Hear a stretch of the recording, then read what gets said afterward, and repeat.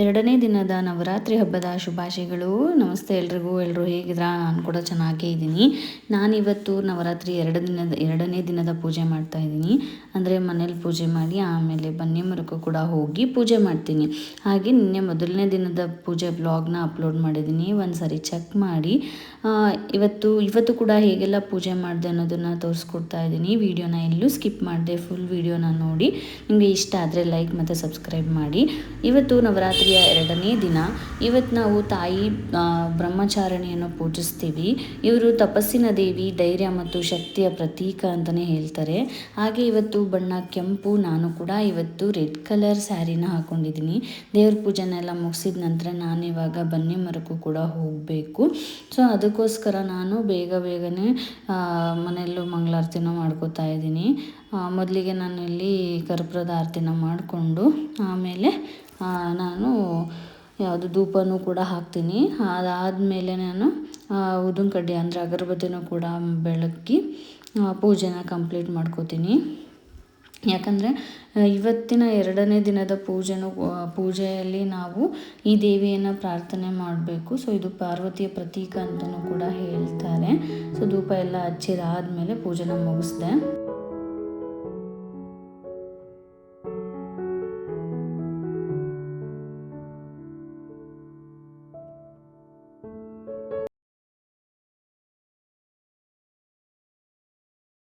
ಪೂಜೆ ಎಲ್ಲ ಮುಗಿಸ್ಕೊಂಡು ತಟ್ಟೆನೂ ಕೂಡ ರೆಡಿ ಮಾಡಿಕೊಂಡು ಇವಾಗ ಬನ್ನಿ ಮರಕ್ಕೆ ಹೋಗ್ತಾ ಇದ್ದೀನಿ.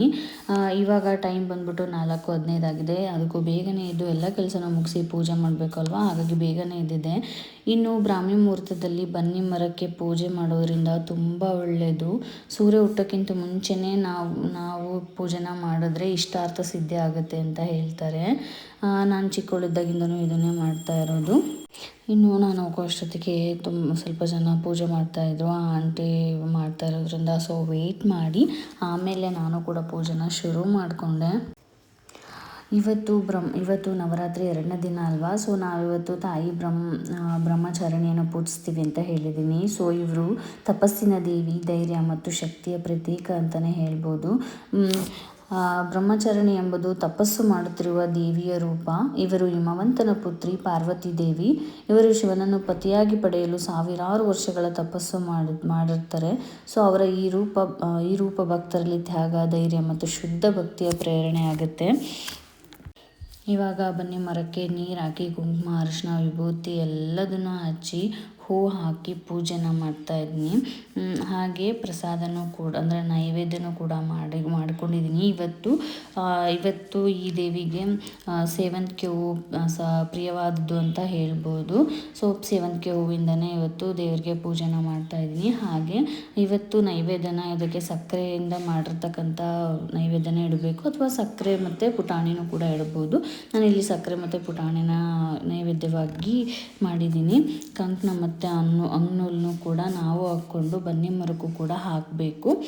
ಇವತ್ತು ಸ್ವಲ್ಪ ಆರಾಮಾಗಿ ಪೂಜೆ ಮಾಡಿದೆ ಅಂತ ಹೇಳ್ಬೋದು. ನಿನ್ನೆ ಸ್ವಲ್ಪ ಲೇಟ್ ಆಗಿದ್ದರಿಂದ ಬೇಗನೆ ಮುಗಿಸ್ಬಿಟ್ಟೆ. ಎಲ್ಲಿ ಸೂರ್ಯೋದಯ ಆಗಿಬಿಡುತ್ತೋ ಹಾಗೆ ಅಂತ ಹೇಳ್ಬಿಟ್ಟು ಅಲ್ಲೊಬ್ರು ಆಂಟಿ ಇದ್ದರು, ಅವ್ರ ಹತ್ರನೇ ಕಂಕಣನ ಕಟ್ಟಿಸ್ಕೊಂಡು ದೇವರಿಗೂ ಅಂದರೆ ಬನ್ನಿ ಮರಕ್ಕೂ ಕೂಡ ಕಂಕಣ ಕಟ್ಟಿ ಇವತ್ತು ಪೂಜೆನ ಆರಾಮಾಗಿ ಮುಗಿಸ್ಕೊಂಡೆ. ಸೊ ಹಾಗೆ ಕರ್ಪೂರನ ಬೆಳಗಿ ಅಗರಬತ್ತಿ ಹಚ್ಚಿ ಹಾಗೆ ಎಣ್ಣೆ ಬತ್ತಿನೂ ಕೂಡ ಮಾಡ್ಕೊಂಡು ಹೋಗಿರ್ತೀವಿ ಅಲ್ವಾ, ಕಡಲೆ ಬತ್ತಿನ, ಅದನ್ನು ಕೂಡ ಬೆಳಗಿ ಆರತಿ ಮಾಡಿ ಧೂಪನೂ ಕೂಡ ಹಾಕಿ ಆರಾಮಾಗಿ ಪೂಜೆ ಮಾಡಿ ಒಂದು ಸ್ವಲ್ಪ ಹೊತ್ತು ಬೇಡ್ಕೊಂಡೆ.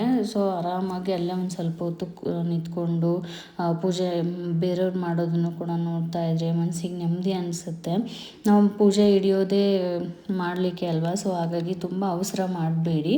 ಆರಾಮಾಗಿ ಒಂದು ಕಾಮಾಗಿ ಒಂದು ದೇವಿಯಲ್ಲಿ ಭಕ್ತಿಯಿಂದ ಬೇಡ್ಕೊಂಡ್ರೆ ದೇವಿ ವರ ಕೊಡ್ತಾಳೆ.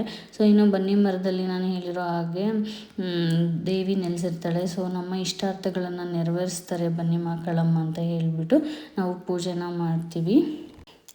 ಅದೇನೇ ಹೇಳಿ ಇವತ್ತೆಲ್ಲರೂ ರೆಡ್ ಕಲರ್ ಸೀರೆ ಉಟ್ಕೊಂಡಿರೋದ್ರಿಂದ ಒಂಥರ ಚೆನ್ನಾಗಿ ಅನ್ನಿಸ್ತಾ ಇತ್ತು. ಸೊ ವಿಡಿಯೋ ಮಾಡಲಿಕ್ಕೆ ಯಾರಿಗೂ ಹೇಳಿರಲಿಲ್ಲ. ಹಾಗಾಗಿ ಅಲ್ಲೊಂದು ಕಟ್ಟಿಗೆ ಥರದ್ದೇನೋ ಇತ್ತು, ಅಲ್ಲೇ ಫೋನ್ನ ಇಟ್ಟು ಬಂದುಬಿಟ್ಟು ಪೂಜೆನ ಮಾಡ್ತಾಯಿದ್ನಿ. ಇಲ್ಲಿ ಆಂಟಿರು ಸ್ವಲ್ಪ ಅಡ್ಡ ಬಂದುಬಿಟ್ರು, ಹಾಗಾಗಿ ಕಾಣಿಸ್ತಾ ಇಲ್ಲ, ಅದಕ್ಕೆ ಕ್ಷಮೆ ಇರಲಿ. ಹಾಗೆ ಇಲ್ಲಿ ಇದು ನಮ್ಮ ಮನೆ ಹತ್ರನೇ ಆಗಿರೋದ್ರಿಂದ ಇಲ್ಲಿ ತುಂಬ ಬೇಗನೆ ಪೂಜೆ ಮಾಡ್ತಾರೆ. ಲೈಕ್ 2 ಗಂಟೆಯಿಂದನೂ ಸ್ಟಾರ್ಟ್ ಮಾಡಿರ್ತಾರೆ ಇಲ್ಲಿ ಪೂಜೆ ಮಾಡಲಿಕ್ಕೆ. ಬಟ್ ನಾನು ಮಾತ್ರ ಬ್ರಾಹ್ಮಿ ಮುಹೂರ್ತದಲ್ಲೇ ಮಾಡೋಣ ಅಂತ ಹೇಳ್ಬಿಟ್ಟು 4:15ರಿಂದ ಸ್ಟಾರ್ಟ್ ಮಾಡ್ತೀನಿ. ಸೊ ಇದಾದಮೇಲೆ ನಾನು ದೇವಸ್ಥಾನಕ್ಕೂ ಕೂಡ ಹೋಗೋಣ ಅಂತ ಅಂದ್ಕೊಂಡೆ. ಬಟ್ ಇನ್ನು 4:15 ಆಗಿರೋದ್ರಿಂದ ನಮ್ಮ ಕೊಟ್ರೇನ ಗುಡಿ ಯಾವಾಗಲೂ 5 ಕಾಲಿಗೆ ಓಪನ್ನು, ಇನ್ನು ಬನಶಂಕರಿ ದೇವಿನೂ ಅಷ್ಟೇ. ಹಾಗಾಗಿ ಆಮೇಲೆ ಹೋಗೋಣ ಅಂತ ಹೇಳಿಬಿಟ್ಟು ಸುಮ್ಮನಾದೆ. ಇನ್ನು ಪ್ರತಿಯೊಂದು ಕೂಡ ಪೂಜೆ ಮಾಡಬೇಕಾದ್ರೆ ಸಮಾಧಾನದಿಂದ ನೆಮ್ಮದಿಯಾಗಿ ಮಾಡ್ತಾ ಇರ್ಬೋದು. ಸೊ ಯಾವಾಗಲೂ ಎಲ್ಲರೂ ಇರ್ತಾರೆ ಜೊತೆಗೆ ಅಂತ ಅಂದ್ಕೊಳಕ್ಕಾಗಲ್ಲ. ಸೊ ಕೆಲವೊಂದು ಸತಿ ಒಬ್ಬರೇ ಬರಬೇಕಾಗತ್ತೆ. ಯಾವಾಗ್ಲೂ ಊರಲ್ಲಿದ್ದಾಗ ನಮ್ಮ ಮಾವನ ಹೆಂಡ್ತಿರು, ನಾವು, ನಮ್ಮ ಅಕ್ಕ ತಂಗಿ ಎಲ್ಲರೂ ಸೇರಿ ಮಾಡ್ತಾಯಿದ್ವಿ. ಇವಾಗ ನಾನು ಒಬ್ಬಳೇ ಮನೇಲಿ, ನಾನು ಒಬ್ಬಳೇ ಎಲ್ಲ ಕೆಲಸ ಮುಗಿಸ್ಕೊಂಡು ಮಾಡ್ತಿದ್ದೀನಿ ಅಂದರೆ ನನಗೆ ಆಶ್ಚರ್ಯ ಆಗುತ್ತೆ. ಸೊ ಇನ್ನು ಪೂಜೆನ ಹಾಗೆ ಮಾಡ್ತಾಯಿದ್ದೆ. ಸೊ ಯಾವಾಗಲೂ ಅಜ್ಜಿ ಮನೇಲಿ ಮಾಡ್ತಾಯಿದ್ವಲ್ವ. ಸೊ ಇವಾಗ ಈ ವರ್ಷ 2 ವರ್ಷದಿಂದ ಗಂಡನ ಮನೇಲಿ ಮಾಡ್ತಿದ್ದೀನಿ. ಲಾಸ್ಟ್ ಟೈಮ್ ಸ್ವಲ್ಪ ದೂರ ಇತ್ತು ಬನ್ನಿ ಮರ ನಮ್ಮ ಹಳೆ ಮನೆಗೆ, ಹಾಗಾಗಿ ಅಭಿಯವ್ರನ್ನ ಕರ್ಕೊಂಡು ಹೋಗ್ತಿದ್ದೆ. ಬಟ್ ಇಲ್ಲಿ ಮಾತ್ರ ತುಂಬ ಹತ್ರ ಇರೋದ್ರಿಂದ ನಾನು ಒಬ್ಬಳೇ ಹೋಗ್ತೀನಿ. ಇವತ್ತು ವಾಯ್ಸ್ ಓವರ್ ಕೊಡ್ಬೇಕಾದ್ರೆ ಸ್ವಲ್ಪ ಗಲಾಟೆ ಇತ್ತು. ಅಂದರೆ ಇಲ್ಲಿ ಪೂಜೆ ಮಾಡ್ತಾ ಇರ್ತಾರಲ್ವ, ಸೊ ಅದರ ಗಂಟೆ ಸೌಂಡ್ ಆಗಿರ್ಬೋದು ಅಥವಾ ಗಾಡಿ ಸೌಂಡ್ ಆಗಿರ್ಬೋದು, ಅದೆಲ್ಲದನ್ನು ನನಗೆ ಕೇಳಿಸಿತ್ತು. ಅದೆಲ್ಲ ಕಿರಿಕಿರಿ ಅನ್ನಿಸ್ತು ಅಂದರೆ ಕ್ಷಮೆ ಇರಲಿ. ಇನ್ನು ಪೂಜೆನೆಲ್ಲ ಮುಗಿಸ್ಕೊಂಡು ಕೆಳಗಡೆ ಇಳಿದ್ಬಿಟ್ಟು ಬನ್ನಿ ಮರನ ಸುತ್ತಬೇಕು. ಸೊ 3 ಸುತ್ತು 5 ಸುತ್ತು ನಿಮ್ಮ ಶಕ್ತಾನುಸಾರ ಮಾಡಬೇಕು. ಅದು ಕೂಡ ಒಳ್ಳೆಯದು, ತುಂಬ ಒಳ್ಳೆಯದು ಬನ್ನಿ ಮರನ ಪ್ರದಕ್ಷಿಣೆ ಹಾಕೋದು. ಅದಕ್ಕೂ ಕೂಡ ಒಂದು ಇತಿಹಾಸ ಇದೆ. ಅದನ್ನು ಕೂಡ ಒಂದಿನ ಹಾಕ್ತೀನಿ, ವಿಡಿಯೋನ ಮಾಡಿ ನಿಮಗೆ ಡೀಟೇಲಾಗಿ ಹೇಳ್ತೀನಿ. ನಾನಿಲ್ಲಿ ಪೂಜೆನ ಮುಗಿಸ್ಮೇಲೆ ಪ್ರದಕ್ಷಿಣೆನ ಹಾಕೋತಾ ಇದ್ದೀನಿ. ಸೊ ಹಾಕೊಂಡಾದ್ಮೇಲೆ ಅಲ್ಲಿರೋತಕ್ಕಂಥ ಎಲ್ಲರಿಗೂ ಕೂಡ ಅರಿಶಿನ ಕುಂಕುಮ ಕೊಡೋದು ಇದೆ. ಸೊ ಹಾಗಾಗಿ ಅರಿಶಿನ ಕುಂಕುಮನ ನಾವೇ ಹಚ್ಚಬೇಕು ಅವರಿಗೆ. ನಾವು ಅವರಿಗೆ ಕೊಡಬಾರ್ದು, ಅವ್ರು ಹಚ್ಕೊಳ್ಳೋಕ್ಕೆ. ನಾವೇ ಹಚ್ಚಿದ್ರೆ ಅದಕ್ಕೆ ಶ್ರೇಷ್ಠ ಅಂತ ಹೇಳ್ತಾರೆ. ಸೊ ಹಾಗಾಗಿ ನಾನೇ ಕೂಡ ಅರಿಶಿನ ಕುಂಕುಮನ ಎಲ್ರಿಗೂ ಕೂಡ ಹಚ್ತೀನಿ. ಒಂದು 5 ಜನಕ್ಕಾದರೂ ಹಚ್ಚಿಬಿಟ್ಟು ಅವರ ಒಂದು ಆಶೀರ್ವಾದ ಪಡ್ಕೊಂಡ್ರೆ ತುಂಬಾ ಒಳ್ಳೆಯದು ಅಂತ ಹೇಳ್ತಾರೆ. ಹಾಗಾಗಿ ನಾನು ಕೂಡ ಎಲ್ಲರಿಗೂ ಕೂಡ ಅರಿಶಿನ ಕುಂಕುಮನ ಕೊಟ್ಟು ಅಲ್ಲಿರ್ತಕ್ಕಂಥವ್ರಿಗೆ ಅರಿಶಿನ ಕುಂಕುಮನ ಕೊಟ್ಟೆ. ಆಮೇಲೆ ಏನು ಉಡಿನ ಹಾಕಿದ್ದೆ, ಉಡಿ ಇಟ್ಟಿದ್ವಿ ಅಲ್ವಾ. ಸೊ ಅದರಲ್ಲಿ ಒಂದು ಕಾಳನ್ನ ತೊಗೊಂಡು ಪ್ರಸಾದನೂ ಮಾಡ್ಕೊಂಬಂದಿದ್ದೆ ಅಲ್ವಾ. ಸೊ ಅದನ್ನು ಎಲ್ಲರಿಗೂ ಕೊಟ್ಟು ಪೂಜೆನ ಮುಗಿಸಿದೆ. ಸೊ ಪೂಜೆ ಎಲ್ಲ ಮುಗಿದ್ಮೇಲೆ ತಟ್ಟೆನ ತೊಗೊಂಡು ಮನೆಗೆ ಹೋಗ್ತಾ ಇದ್ದೀನಿ. ಸೊ ನೋಡ್ಬೋದು ಮನೆ ತುಂಬ ಹತ್ರ ಇದೆ. ಇಷ್ಟೊತ್ತಲ್ಲಿ ಯಾರೂ ಎದ್ದಿರ್ತಾರೆ, ಬಟ್ ಖಾಲಿ ಇರುತ್ತೆ ನಮ್ಮ ಮನೆ ರೋಡು. ಮಧ್ಯಾಹ್ನ ಅಥವಾ ಬೆಳಗಿನ ಟೈಮ್ ಆಗಿಬಿಟ್ರೆ ಮಕ್ಕಳೆಲ್ಲ ತುಂಬ ಆಟ ಆಡ್ತಾ ಇರ್ತಾರಲ್ವ. ಸೊ ಆವಾಗ ತುಂಬ ಡಿಸ್ಟರ್ಬೆನ್ಸ್ ಇರುತ್ತೆ. ಬಟ್ ಇವಾಗ ಮಾತ್ರ ನೋಡಿ ಎಷ್ಟು ಕಾಮಾಗಿದೆ ರೋಡು. ಇನ್ನು ಬನಶಂಕರಿ ದೇವಿ ದೇವಸ್ಥಾನ ಏನೂ ಓಪನ್ ಆಗಿರಲಿಲ್ಲ. ಒಳಗಡೆ ಪೂಜೆ ಅಂದರೆ ಎಲ್ಲ ಪ್ರಿಪರೇಷನ್ ನಡೀತಾ ಇತ್ತು. ಇನ್ನು ನಾನು ಕೂಡ ಮನೆಗೆ ಬಂದ ತಕ್ಷಣ ನಮ್ಗೆ ರಂಗೋಲಿ ತೋರಿಸ್ಲಿಲ್ಲ ಅಲ್ವಾ. ಸೊ ಇವತ್ತು ಕಮಲದ ಹೂವಿನ ರಂಗೋಲಿ ಹಾಕಿದ್ದೆ. ಸೊ ಮಧ್ಯಕ್ಕೆ ನಮ್ಮ ಕೃಷ್ಣನೊಂದು ಪಾದ ಕೂಡ ಬಿಡಿಸಿದೆ. ಇಲ್ಲಿ ನೋಡ್ಬೋದು, ಇಲ್ಲಿ ಹೊಸ್ಲಿಗೂ ಕೂಡ ನಾನು ಕಮಲದ ಹೂವಿಂದೆ ಹಾಕಿದ್ದೀನಿ. ಇನ್ನು ಪೂಜೆ ಎಲ್ಲ ಮುಗಿಸ್ಕೊಂಡು ಬಂದೆ ಅಲ್ವಾ. ಸೊ ಆವಾಗ ಬಿಸಿನೀರನ್ನ ಕುಡಿಯೋಣ ಅಂತ ಹೇಳಿ ಬಂದಿದ್ದಾಯಿತು. ಇನ್ನು ನಿಮಗೆ ಗೊತ್ತಿರುತ್ತೆ, ನಾನು ಅಡುಗೆ ಮನೆಯಲ್ಲಿ ಮೊದಲಿಗೆ ನೀಟಾಗಿ ಕಲ್ಲು ಒರೆಸ್ಕೊಂಡ್ಬಿಡ್ತೀನಿ ಅಂತ ಹೇಳಿ. ಸೊ ಇವತ್ತು ಕೂಡ ನೀಟಾಗಿ ಕಲ್ಲನ್ನೆಲ್ಲ ಕ್ಲೀನ್ ಮಾಡ್ಕೊಂಡಾದ್ಮೇಲೆ ಗ್ಯಾಸಿಗೆ ರಂಗೋಲಿನ ಕೂಡ ಬಿಟ್ಕೋತಾ ಇದ್ದೀನಿ. ನನಗೆ ಈ ಸ್ವಸ್ತಿಕ್ ಹಾಕೋದ್ರಿಂದ ಏನೋ ಒಂಥರ ಪಾಸಿಟಿವ್ ವೈಬ್ಸ್ ಅನಿಸುತ್ತೆ. ಹಾಗಾಗಿ ನಾನು ಯಾವಾಗಲೂ ಸ್ವಸ್ತಿಕ್ನೇ ಹಾಕ್ತಾ ಇರ್ತೀನಿ. ಇನ್ನು ಇದೆಲ್ಲ ಮುಗಿದ ತಕ್ಷಣನೇ ನಮಸ್ತೆ ಮಾಡಿಕೊಂಡು ನೀರು ಕಾಸ್ಕೊಳ್ಳೋಣ ಅಂತ ಹೇಳಿಬಿಟ್ಟು ನೀರು ಕಾಸ್ಕೊಳ್ಳೋಕ್ಕೆ ನೀರನ್ನ ಹಿಡ್ಕೊತಾ ಇದ್ದೀನಿ. ಸೊ ನೀರನ್ನ ಬೆಳಗ್ಗೆ ನಾನು ಅವಾಗೆಲ್ಲ ಕಾಫಿ ಟೀ ಎಲ್ಲ ಕುಡಿತಿದ್ದೆ, ತುಂಬಾ ಕುಡಿತಾ ಇದ್ದೆ. ಬಟ್ ಇವಾಗ ಅಭಿಯವರು ಎಲ್ಲ ಬಿಡಿಸ್ಬಿಟ್ಟಿದ್ದಾರೆ. ಅವರು ಕುಡಿಯಲ್ಲ, ನನ್ನನ್ನು ಕುಡಿಯೋಕ್ಕೆ ಬಿಡೋದಿಲ್ಲ. ಅದೇನೋ ಅಂತಾರೆ, ಅವರಿಗೆ ಇಷ್ಟ ಆಗಲ್ಲ ಕಾಫಿ ಟೀ ಎಲ್ಲ ಕುಡಿದ್ರೆ ಫ್ರೆಶ್ ಆಗುತ್ತೆ ಅಂತ ಅನ್ಕೋತೀವಿ.